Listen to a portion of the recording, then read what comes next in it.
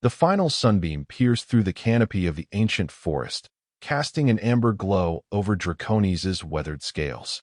5,000 years. He had seen empires rise and crumble, watched mountains erode to dust, and witnessed countless species flicker into existence only to vanish like dying stars. And now, at last, his time had come. Dracones shifted his massive body, the movement sending waves of pain through his ancient form. His once gleaming obsidian scales had dulled to ashen gray, and his wings, once capable of generating hurricanes with a single beat, now lay tattered and useless against his sides. The great dragon had not taken flight in over 3 centuries. What was the point? There was nothing left to see, no realm left to conquer, no treasure worth hoarding. He was the last of his kind, the final dragon in a universe that had forgotten dragons ever existed. The great beast had retreated to this remote valley on an unremarkable planet in a forgotten solar system to die in peace. The indigenous population, primitive bipedal mammals called humans, rarely ventured this deep into the mountains. They told stories of a monster in these peaks, passing down warnings through generations. Smart creatures, if woefully short-lived. In the brief time he had observed them, a mere eye blink in his long existence, they had progressed from wielding crude stone tools to developing rudimentary space travel. Dracones had decided long ago not to interfere with their development. He had witnessed countless civilizations throughout the galaxy, and something about these humans intrigued him. Their tenacity, perhaps. Their irrational optimism in the face of overwhelming odds. Or maybe just their capacity for both tremendous cruelty and surprising compassion. None of it mattered now. Dracones had chosen this valley as his final resting place, nestled between ancient mountains that predated even his birth. He had gathered the last of his strength to create a depression in the earth, a dragon-sized hollow where he could rest his weary body. The ground beneath him still radiated the residual heat from his flame, a mere shadow of its former glory, but enough to warm the soil. With a wheezing exhale that sent dust motes dancing in the fading light, Dracones closed his eyes. His heartbeat, once as powerful as thunder, had slowed to an erratic stutter. The pain that had been his constant companion for the past century began to recede, replaced by a spreading numbness. So this is death, he thought. Not the glorious end he had imagined in his youth. No battle with a worthy adversary, no heroic last stand. Just the quiet surrender to time, the ultimate predator that claimed all things eventually. A rustle in the underbrush barely registered in his consciousness. Probably a forest creature, drawn by curiosity or the lingering warmth emanating from his body. Dracones didn't bother opening his eyes. Let the scavengers come. Soon enough, there would be a feast. Whoa! The sound, soft, high-pitched, unmistakably human, penetrated the fog of Dracones' fading awareness. A child's voice. Against his better judgment, Dracones cracked open one massive eye. His vision, once sharp enough to spot a silver fish in a mountain stream from 5 kilometers above, had grown cloudy with age. He blinked several times, focusing on the tiny figure standing at the edge of his clearing. A human child. Male, if Dracones recalled their dimorphism correctly. Small even by human standards, with a mop of dark hair and wide eyes that reflected the dying sunlight. The boy wore simple clothing, some sort of blue fabric on his legs and a red upper garment with indecipherable symbols. Go away, Dracones rumbled, his voice a fraction of its former power but still deep enough to vibrate the ground beneath them. This is no place for a hatchling. Instead of fleeing in terror as any sensible creature would, the boy took a step forward. Are you a dragon? He asked, his voice tinged with wonder rather than fear. The absurdity of the question almost made Dracones laugh, which emerged as a wheezing cough that sent a fresh wave of pain through his ancient body. What else would I be? He growled when the spasm subsided. I thought dragons weren't real, the boy said, taking another step closer. Just stories. All stories come from somewhere, Dracones replied. Now leave me. I have chosen this place to die, and I would prefer to do so without an audience. The boy tilted his head, studying the massive creature before him with unnerving intensity. You're dying? Can't you just not? This time Dracones did laugh, a rumbling sound like distant thunder. If only it were that simple, human child. Even dragons cannot outrun time forever. He shifted again, wincing as his joints protested. I have lived for 5,000 of your years. That is long enough for any being. 5,000. The boy's eyes widened impossibly further. That's really old. Indeed, Draconis said dryly. And now, if you'll excuse me, I'm Lucas, the boy interrupted, stepping fully into the clearing. I'm 8. Draconis blinked slowly. 8 years. Barely more than an eye blink. My mom says I'm growing like a weed. Lucas offered, moving closer still. What's your name? The dragon hesitated. It had been centuries since any creature had asked for his name. I am Draconis, he finally said. Last of the stellar WIRMS, shadow of the 7th galaxy, flame of the cosmic void. The titles felt hollow now, remnants of a time when such things mattered. That's a cool name, Lucas said, now standing barely 5 meters from the dragon's massive head. Can I touch you? Absolutely not, Draconis growled, but the effect was somewhat undermined by another fit of coughing. The boy waited patiently for the dragon to recover, then asked, Does it hurt? Dying, I mean. The directness of the question caught Draconis off guard. Human adults typically wrap death in layers of euphemism and denial. Yes, he admitted, though less than living has, these past few decades. Lucas nodded solemnly, as if this made perfect sense. My grandpa died last year. Mom said he wasn't hurting anymore. Your mother is correct, Draconis said. Now please, young human, return to your family.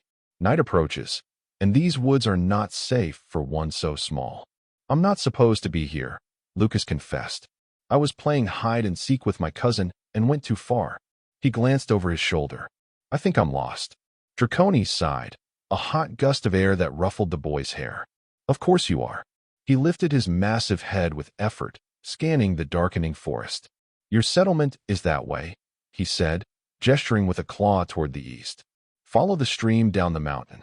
You'll reach human dwellings before full dark. Lucas looked in the direction indicated, then back at the dragon. You could show me. You can fly, right? Not for centuries, Draconis said, settling his head back onto the warm earth. My wings no longer serve me. Oh, the disappointment in the boy's voice was palpable. That's sad. Flying must be amazing. It was, Draconis agreed, memories of soaring through the cosmos briefly brightening his fading consciousness. To dance among the stars, to ride the solar winds between worlds, there is no freedom like it. Lucas was silent for a moment, then asked, If you're from space, why are you here? On Earth, I mean. A fair question. Draconis closed his eyes again. I have traveled to countless worlds, young one. This planet has a certain charm. I thought it a fitting place to end my journey. But why alone? Lucas pressed. Don't you have friends? Family? My kind has been gone for millennia, Draconis said softly. I am the last. That sounds lonely. The simple observation struck Draconis with unexpected force. Lonely. Yes, that was the word for the hollow ache he had carried for so long, he'd almost forgotten it was there. It is the way of things, he said finally. All species have their time. Mine has passed. Lucas took another step forward, now close enough that Draconis could feel the faint heat of the tiny human body. I could stay with you, the boy offered. So you don't have to be alone. Nonsense, Draconis muttered. Your parents will be worried. And I have no desire for company in my final hours. Are you sure? Lucas asked, his voice small. My mom says nobody should die alone. Before Draconis could formulate a response, he felt something impossible, a small, warm hand placed gently on his snout, just above his nostril. The sensation was so unexpected, so alien after centuries without physical contact, that the ancient dragon froze completely. The boy's hand was tiny against Draconis' massive head, barely covering a single scale. But the warmth of it, the simple, unafraid touch of another living being, sent a jolt through the dragon's failing body. Your scales feel like rocks in the river, Lucas observed, running his palm over the rough surface. But warmer.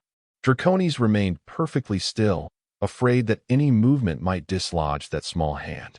When was the last time any creature had touched him without fear? Had it ever happened?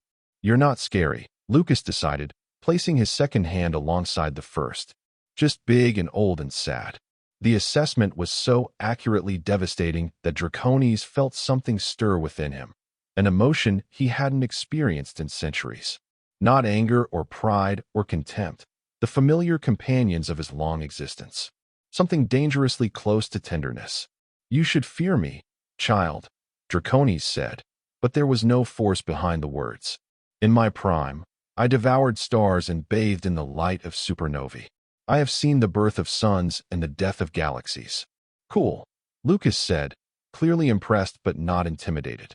His hands continued their gentle exploration of the dragon's face, fearlessly tracing the ridge above one massive eye. "Did you ever fight other dragons?" Despite himself, Draconis felt the corners of his mouth twitch upward. "On occasion, though we more often fought alongside one another, against greater threats." "Like what?" Lucas asked, eyes wide with curiosity. "Entities you have no words for," Draconis said. "Beings of pure energy. Cosmic devourers. Time parasites." He paused, realizing the futility of explaining cosmic horrors to a human child. "Things from beyond the edges of your reality. Like monsters." Draconis snorted softly. "If you like. Though to them, we were the monsters." Lucas nodded sagely. "My dad says there are no monsters, just people who don't understand each other." "Your father is both right and wrong," Draconis replied. "There are indeed monsters in this universe, young one. But misunderstanding is often at the root of conflict." Lucas seemed to consider this, his small face scrunched in concentration. Then, without warning, he yawned widely, revealing a missing tooth. "You should return home," Draconis said gently. "Night falls quickly in these mountains." "I don't want to leave you alone," Lucas insisted, though his eyelids had grown heavy. "I have been alone for longer than your species has created written records," Draconis reminded him. "A few more hours will make little difference." But even as he spoke, Draconis realized it wasn't true. The boy's presence, his fearless touch, his guileless questions, had awakened something in the ancient dragon. The numbness that had been creeping through his body had receded, replaced by a peculiar warmth that emanated from the places where those small hands rested. A wild, impossible thought struck him. Could it be? After all this time? Among his kind, there had been legends of a final renewal, a cosmic reset that could come at the very end of a dragon's life cycle. But it required a catalyst, something to trigger the process. In the ancient stories, it was always described as an act of perfect innocence, a gesture of compassion from a being who had no reason to offer it. No dragon in recorded history had ever experienced it. Most dismissed it as a myth, a comforting tale to ease the long path toward extinction. Yet Draconis could not deny what he was feeling. The pain that had been his constant companion was diminishing. The cloudy film over his vision seemed to be clearing.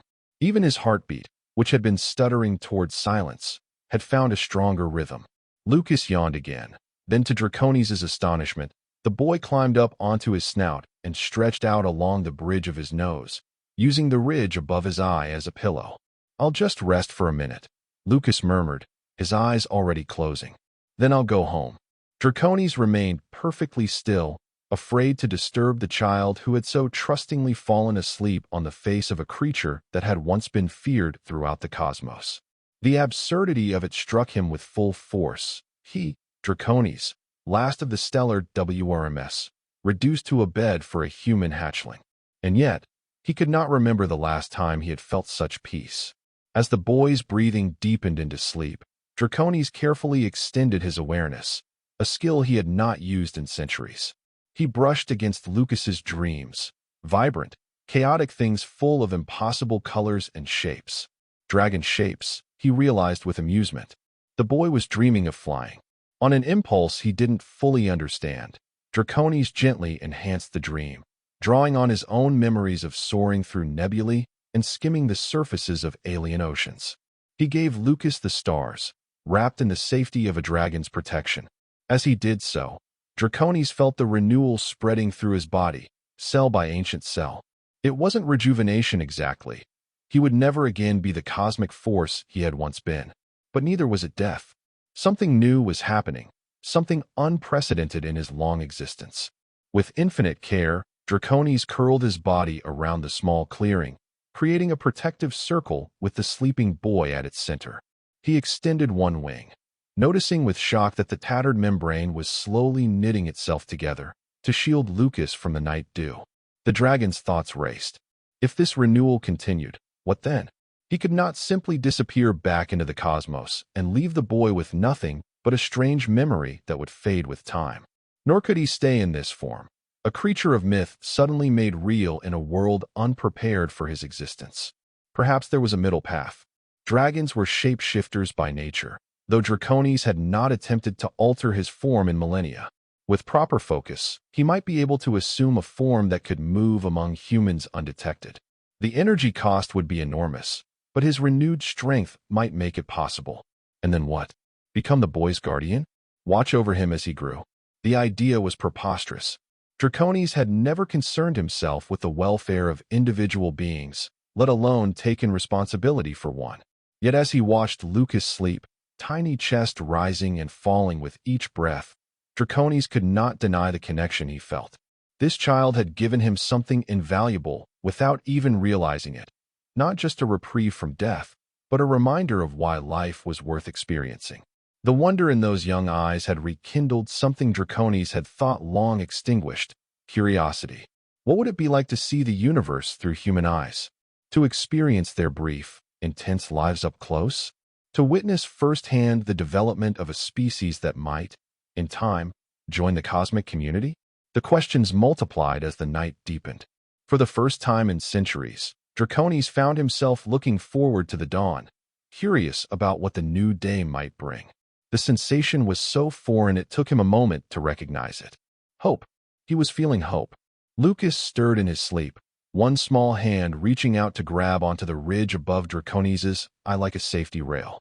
The dragon remained motionless, unwilling to disturb the boy's rest.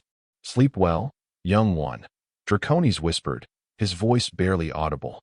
Tomorrow brings a new chapter for us both. As the first stars appeared overhead, Draconis found himself studying them not with the weariness of one who had seen them born, but with renewed appreciation for their beauty. He had been prepared to join them in eternal silence. Now, he wondered what other marvels this unexpected detour might reveal. The dragon closed his eyes, not in surrender to death, but in peaceful contemplation of life. For the first time in a millennium, Draconis allowed himself to dream of a future. Morning light filtered through the forest canopy, casting dappled patterns across Lucas's face. The boy stirred, momentarily disoriented by his unusual sleeping arrangement. He blinked, memories of the previous evening rushing back as he realized he was still perched on the snout of an enormous dragon. "You're still here," Lucas said, relief evident in his voice. "I thought maybe I dreamed you." "I am still here," Draconis confirmed, his voice noticeably stronger than the previous day, though not for the reason I expected to be. Lucas sat up, rubbing sleep from his eyes. "You don't look so sick anymore," he observed. Indeed, the dragon's scales had regained some of their luster, shifting from ashen gray to a deep charcoal with hints of iridescence. "I am recovering," Draconis said carefully. "Something unexpected has occurred, young one. Something I believe to be merely legend." "Magic?" Lucas asked, eyes widening. Draconis considered this. "From your perspective, perhaps that is the best word for it. Though in truth, it is simply a biological process beyond your current scientific understanding. Like how caterpillars turn into butterflies." The dragon blinked, surprised by the apt comparison. "Yes, remarkably similar in concept, if vastly different in scale and complexity." Lucas beamed, clearly pleased with himself. Then his expression shifted to concern. "My mom and dad are probably super worried. I need to go home." "Yes," Draconis agreed. "Your absence has undoubtedly caused them distress." He carefully lowered his head to the ground, allowing Lucas to climb down. "I will ensure you find your way back safely." "Will I see you again?" Lucas asked, a note of anxiety in his voice. Draconis hesitated. The question carried implications he had not fully considered. "Would you wish to?" "Of course," Lucas exclaimed. "You're the coolest thing ever. Plus, I told you I'd keep you company." "And so you did," Draconis acknowledged. "Your companionship has been unexpectedly valuable." Lucas grinned, revealing his missing tooth again. "So we're friends now." Friends. Such a simple word for such a complex concept. In his long existence, Draconis had had allies, rivals, mates, offspring, but friends? beings who sought each other's company for no reason beyond mutual enjoyment? It was a distinctly mammalian concept, and yet not without appeal. I suppose we are, Draconis said, surprising himself with the admission. Awesome. Lucas jumped with excitement. Wait till I tell everyone I'm friends with a real dragon. Ah, Draconis interjected quickly. Perhaps it would be best if you kept our acquaintance private for now. Your species has a complicated history with my kind, even in myth. Lucas's face fell. So it's a secret? For the time being, Draconis confirmed. Until I better understand what is happening to me, and what it might mean for both of us. The boy considered this, then nodded seriously. Okay, I can keep a secret. He pantomimed, locking his lips and throwing away an imaginary key. Excellent, Draconis said. Now, let us return you to your people. With effort that was noticeably less strained than the previous day, the dragon rose to his feet. His massive body still ached, but the debilitating pain had subsided to a manageable discomfort. He stretched his wings experimentally, pleased to find the membranes continuing to heal themselves. Can you fly now? Lucas asked hopefully. Not yet, Draconis admitted. But perhaps soon.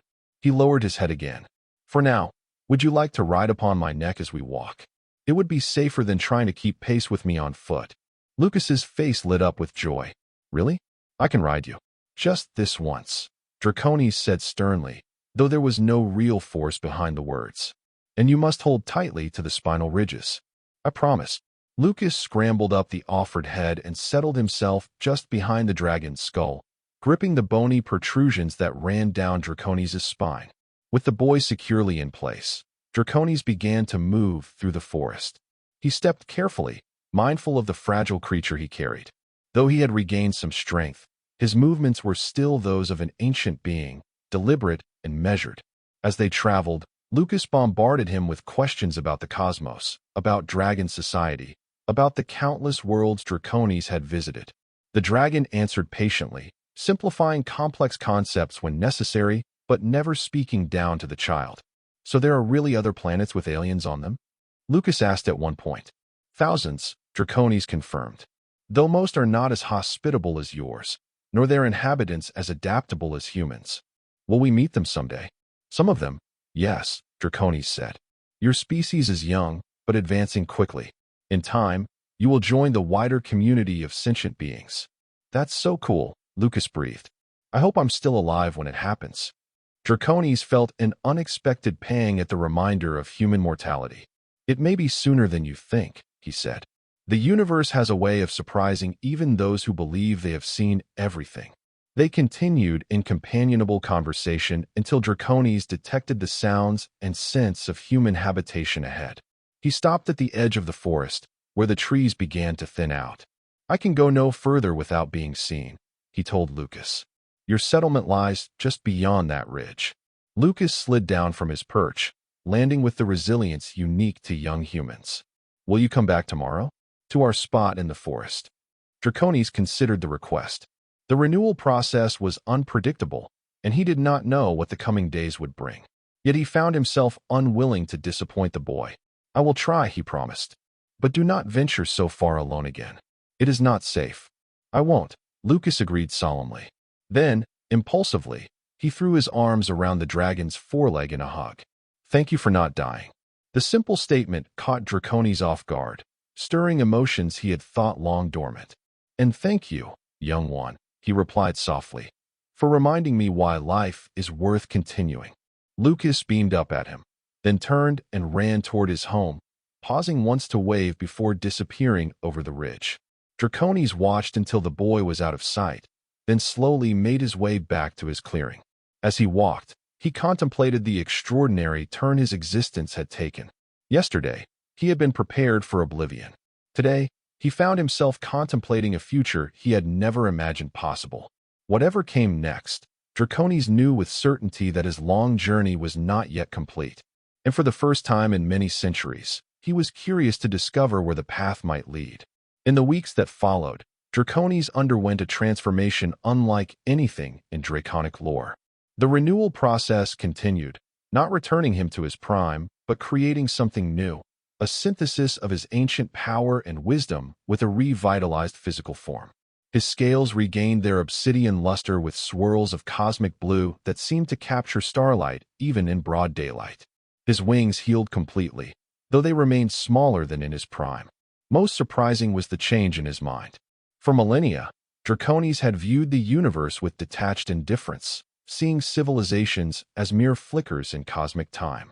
Now, he found himself fascinated by the minutiae of human existence, their brief, intense lives filled with connections and emotions that had become foreign to him over the centuries.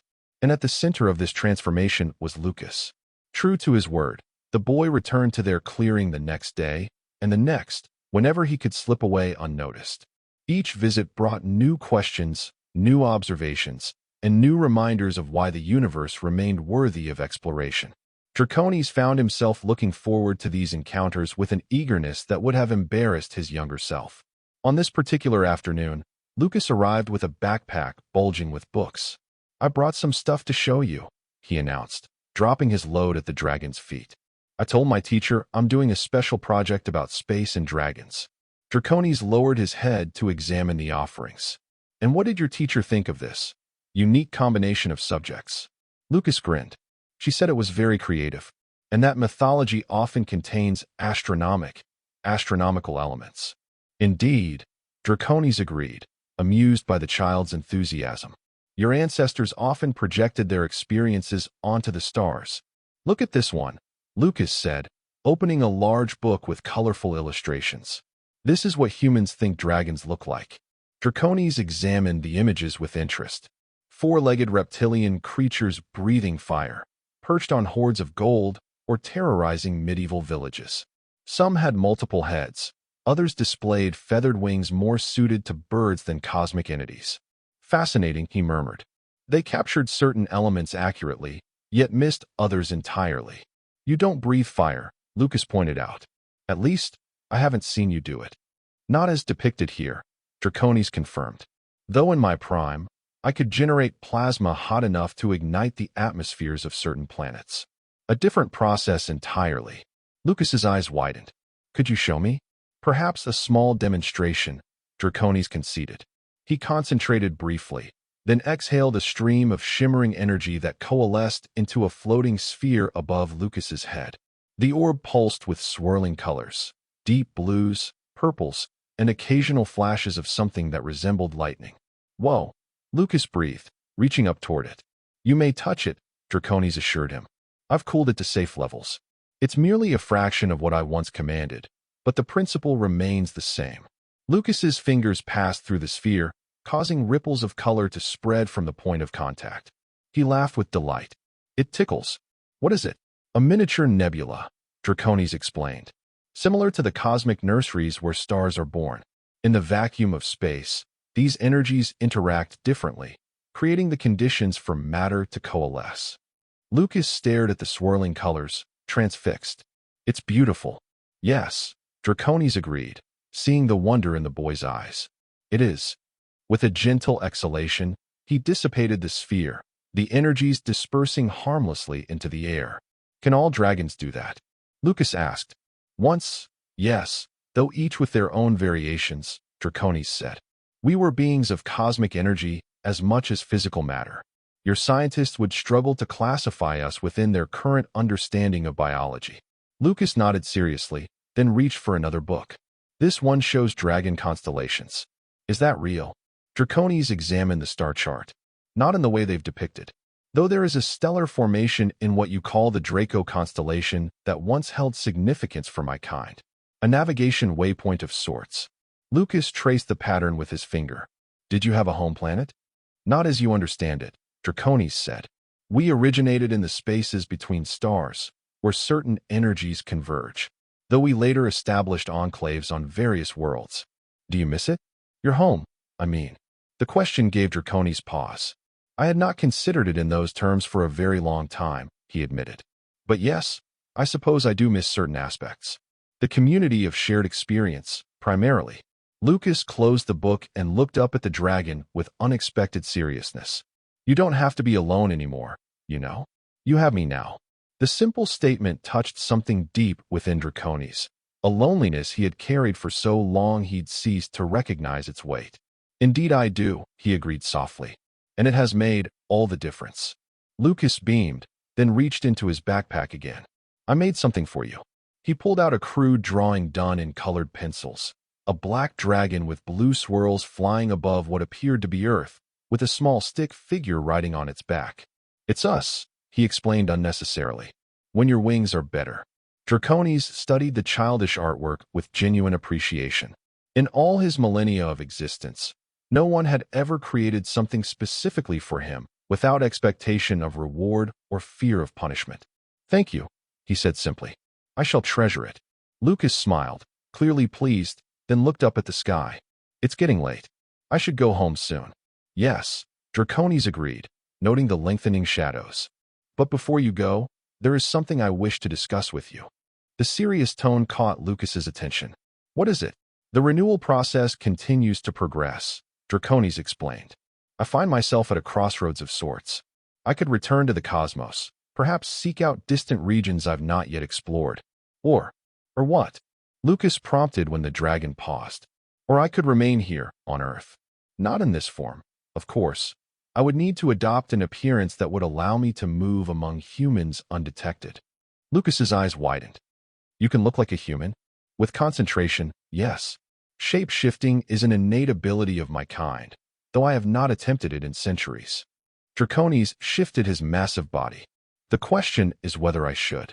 Yes, Lucas exclaimed without hesitation.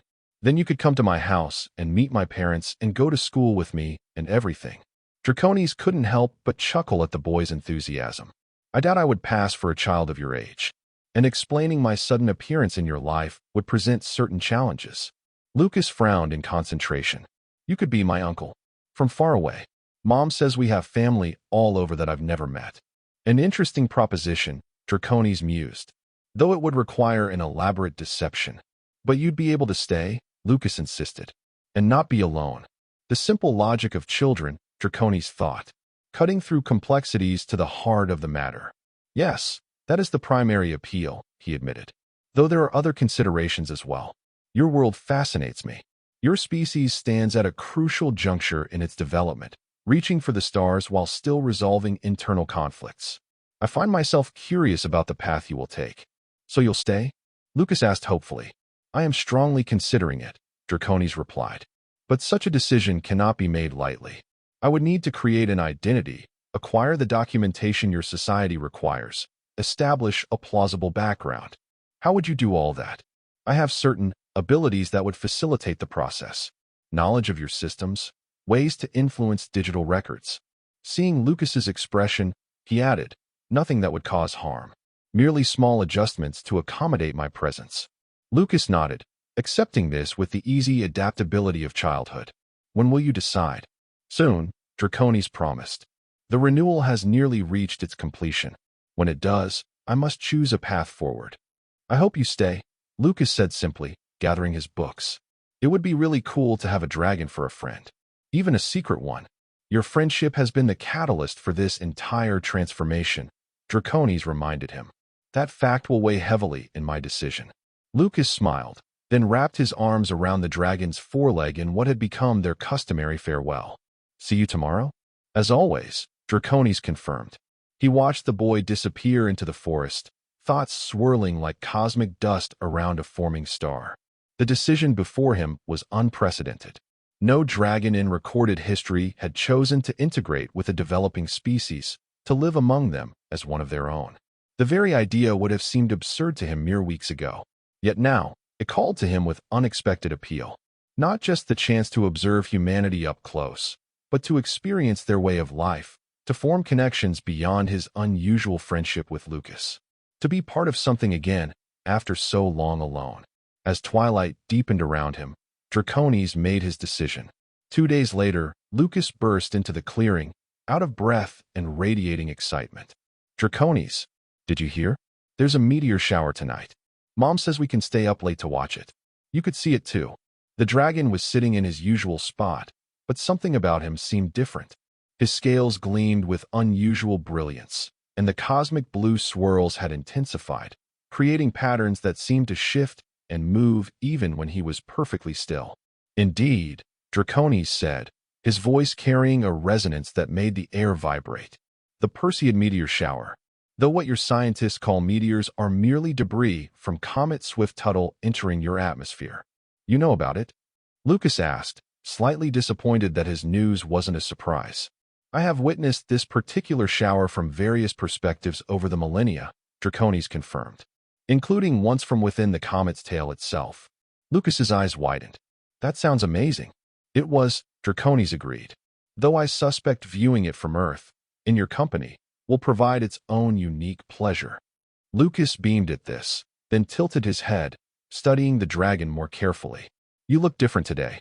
The renewal has reached its culmination, Draconis explained.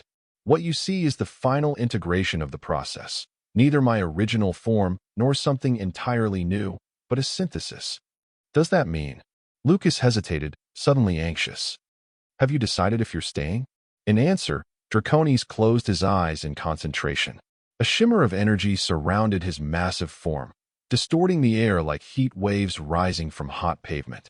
The dragon's outline began to blur and contract, the massive bulk condensing into a progressively smaller shape. Lucas watched in astonishment as the transformation continued. The obsidian scales seemed to flow like liquid, the cosmic blue swirls intensifying until they became patterns within what now appeared to be fabric rather than hide. The elongated draconic head reshaped itself into something recognizably humanoid, though with features that retained an otherworldly quality. When the process completed, a man stood before Lucas, tall and lean, with angular features and eyes that retained the vertical pupils of his draconic form. His skin was pale with a subtle iridescence that might be mistaken for a trick of the light. His hair was jet black with streaks of deep blue, falling to his shoulders in a way that suggested it might move of its own accord. He wore what appeared to be a tailored suit of unusual design, black with subtle patterns that seemed to shift when not viewed directly, reminiscent of the cosmic swirls that had adorned his scales. Around his neck hung a pendant that glowed with a faint inner light. This form should allow me to move among your kind without drawing undue attention, the transformed dragon said, his voice still carrying resonant undertones, but now at a human volume. Lucas stared, mouth agape. That is awesome, he finally exclaimed, circling the figure with undisguised fascination. You look like a person, but also still kind of like you. Draconis examined his hands, flexing the fingers experimentally. The proportions take some adjustment. It has been quite some time since I last assumed a bipedal form. Can you still do dragon stuff? Like the nebula thing? In response, Draconis raised one hand, palm up. A miniature version of the cosmic sphere appeared above it, swirling with the same colors as before, but considerably smaller. My abilities remain, though channeled differently through this form, he explained. Some are diminished, others enhanced. The full extent will become apparent with practice. Lucas reached out hesitantly. Can I still touch you? I mean, is it still you in there? It is very much still me, Draconis assured him, kneeling to bring himself to the boy's level. This is merely a different expression of my essence, not a different being. Lucas placed his hand against Draconis' arm, feeling the strange warmth that radiated from beneath the fabric. It feels like you, he decided. Just smaller. Draconis smiled, a new expression for features unaccustomed to human mannerisms. I have made my decision, Lucas. I will stay, at least for the duration of your childhood. After that, we shall see what paths open before us. Lucas's face lit up with joy. Really? You're staying? Yes. I have created the necessary documentation and background. To the world, I will be known as Drake Stellaris, a distant relative of your family recently returned from abroad. A researcher in astronomy and comparative mythology. Lucas giggled. Drake. That's funny.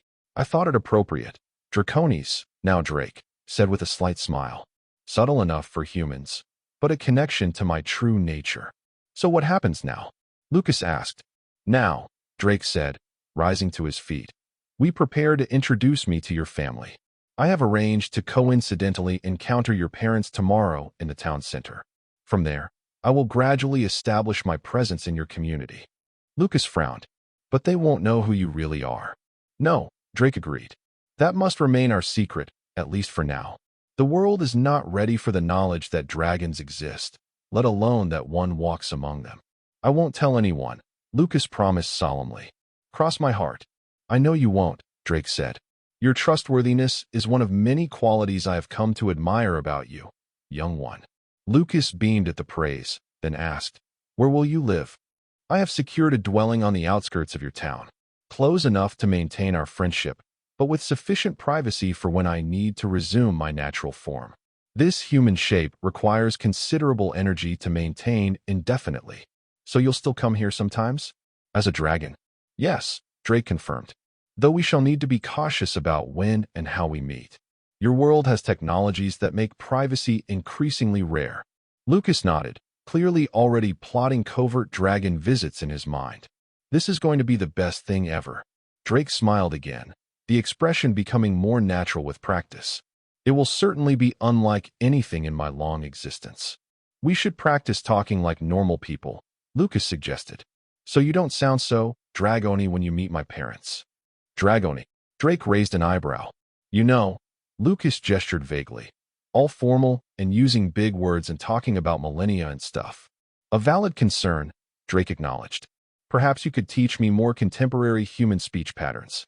What followed was an impromptu language lesson, with Lucas coaching Drake on everything from slang to contractions to appropriate topics for initial conversations with humans. The ancient being listened attentively, occasionally making mental adjustments to his planned interactions. Remember, just say you're interested in astronomy, not that you've flown through actual stars, Lucas instructed seriously. I believe I can manage to discuss cosmic phenomena without revealing personal experience with them, Drake assured him, a hint of amusement in his voice. As the afternoon waned, Lucas checked his watch, a child's digital timepiece with cartoon characters on the band. I need to go soon. We're having dinner at Grandma's tonight. Of course, Drake said. I shall see you tomorrow, in my new capacity as your distant relative. Lucas hesitated, then asked, Will it be weird? Pretending we just met when we already know each other. It will require some acting on both our parts, Drake admitted. But I suspect the joy of knowing the truth while others do not will outweigh the awkwardness. Like a secret mission, Lucas nodded, warming to the idea. Precisely. As Lucas gathered his belongings, he paused to look up at his transformed friend. I'm really glad you didn't die, Draconis. As am I, young one, Drake replied softly. As am I. After Lucas departed, Drake remained in the clearing, practicing movement in his new form. The bipedal locomotion felt strange after so long in his draconic body, but the muscle memory from ancient shapeshifts gradually returned. By nightfall, he was moving with a fluid grace that, while still subtly inhuman, would not immediately draw attention. When darkness fell completely, Drake looked up at the star-filled sky. The Perseid meteor shower had begun, streaks of light cutting across the blackness as debris burned in Earth's atmosphere. From this perspective, they appeared tiny and distant, so different from how he had experienced them in his cosmic journeys. Yet there was a unique beauty to viewing them from here, rooted to the ground of this small planet. A reminder that perspective changed everything, and that sometimes the most profound experiences came from the most unexpected sources. Tomorrow would begin a new chapter in his ancient existence. For the first time in millennia, Draconis, now Drake Stellaris, found himself eagerly anticipating the future. The introduction to Lucas's family went more smoothly than either of them had dared hope. Drake's carefully constructed backstory as a researcher who had spent years abroad studying astronomical phenomena and cultural mythologies provided a perfect explanation for both his occasional formal speech patterns and his deep knowledge of obscure subjects. Lucas's parents, after initial polite skepticism about this previously unmentioned relative, were won over by Drake's genuine interest in their son and his impressive academic credentials, fabricated but impeccable. When he mentioned looking for more permanent lodging in the area to continue his research at the nearby observatory, they insisted he stay for dinner. Throughout the meal, Lucas maintained an admirable poker face, only occasionally shooting knowing glances at Drake when no one else was looking. For his part, Drake navigated human social customs with increasing confidence, drawing on his observations of countless civilizations throughout the cosmos. So, Drake, Lucas's father asked over dessert, what made you decide to settle here? It's a bit remote for someone of your qualifications. The night sky, Drake answered truthfully. The light pollution is minimal, and the mountain terrain offers excellent viewing conditions. And of course, the family connection, distant though it may be. Well, we're glad to have you, Lucas's mother said warmly. It's always nice for Lucas to have someone who shares his interest in space. He's been fascinated with astronomy lately. Lucas suppressed a smile. Yeah, I've been learning a lot about stars and stuff. Drake probably knows even more, though. Perhaps we could stargaze together sometime, Drake suggested, meeting the boy's eyes briefly. If your parents approve, of course. That would be wonderful, Lucas's mother agreed. Lucas has been begging for a telescope for his birthday. A worthy investment, Drake said. The universe has much to reveal to those who take the time to observe it properly. As the evening progressed, the adults continued to converse while Lucas fought to stay awake, determined not to miss a moment of this extraordinary convergence of his two worlds. Eventually, though, his heavy eyelids betrayed him. I believe your son is ready for bed, Drake observed gently, nodding toward Lucas, who had finally dozed off at the table. Oh, poor thing, his mother said. He was so excited about staying up for the meteor shower, but I think the day caught up with him. Lucas's father scooped up the sleeping boy. I'll put him to bed. It was great meeting you, Drake. Don't be a stranger, okay? I assure you, I won't be, Drake replied, a promise in more ways than one. In the months that followed, Drake Stellaris became a fixture in the small community. He secured a position as a visiting researcher at the regional observatory, where his insights, carefully filtered to align with current human understanding of astrophysics, quickly earned him respect among his colleagues. He purchased a small house on the edge of town, situated against the forest with a direct route to the clearing where he could periodically return to his true form. The dwelling was modest by human standards, but filled with objects that reflected both his cosmic origin and his growing appreciation for human culture. His friendship with Lucas continued to deepen, now conducted openly as mentor and child rather than in secret as dragon and boy. They spent countless hours discussing the stars, with Drake carefully blending factual knowledge with age-appropriate explanations. On special occasions, when they could ensure privacy, Drake would transform and take Lucas for short flights above the forest, carefully staying below radar detection and above human visual range.